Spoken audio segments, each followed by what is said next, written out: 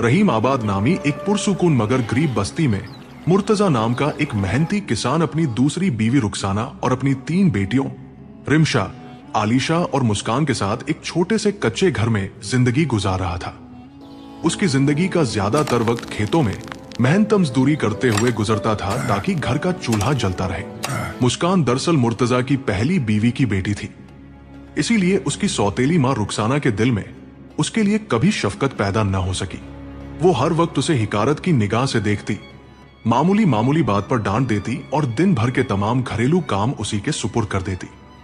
सुबह सवेरे से लेकर रात गए तक बर्तन मांजना, झाड़ू देना, पानी भरना, कपड़े धोना और खाना पकाना सब कुछ मुस्कान ही के जिम्मे था।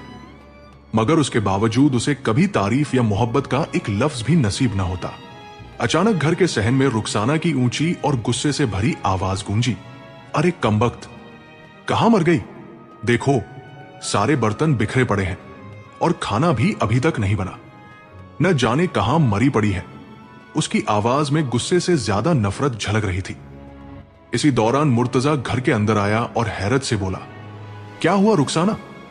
क्यों इतना बड़बड़ा रही हो? रुखसाना ने फौरन तल्ख लहजे में जवाब दिया, बड़बड़ाओ नहीं तो और क्या करूं? न जाने कहां गायब हो गई है। सारे बर्तन वैसे के वैसे पड़े हैं और खाना भी अभी तक नहीं पका।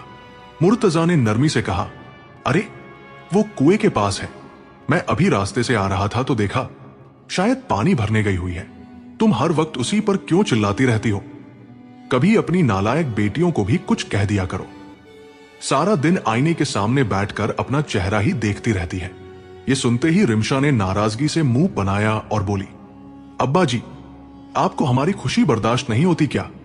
जब देखो हमें ही सुनाते रहते हो। रुखसाना ने भी फौरन अपनी बेटी का साथ देते हुए कहा, हाँ, वो अभी छोटी है, अभी उनके काम करने के दिन कहां आए हैं। ससुराल जाने के बाद तो सारी उम्र काम ही करना है। मायके में ही तो बेटियों के मजे होते हैं। मुर्तजा ने अफसुर्दगी से रुखसाना की तरफ देखा और आहिस्ता से बोला, अच्छा, तो क्या मुस्कान अलग है? आखिर उसका भी तो यही मायका है। रुखसाना ने बेपरवाही से जवाब दिया, हाँ, लेकिन उसने शुरू से काम किया है, इसलिए उसे आदत पड़ गई है। मुर्तजा ने गहरा सांस लिया और निहायत संजीदगी से कहा, देखो रुखसाना, मेरी नजर में तीनों बेटियां बराबर हैं। तुम्हारे लिए भी सब एक जैसी होनी चाहिए।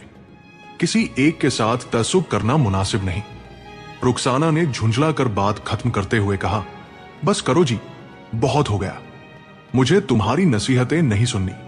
मैं तो इसीलिए मुस्कान से काम करवाती हूं कि वह बड़ी है, उसका निकाह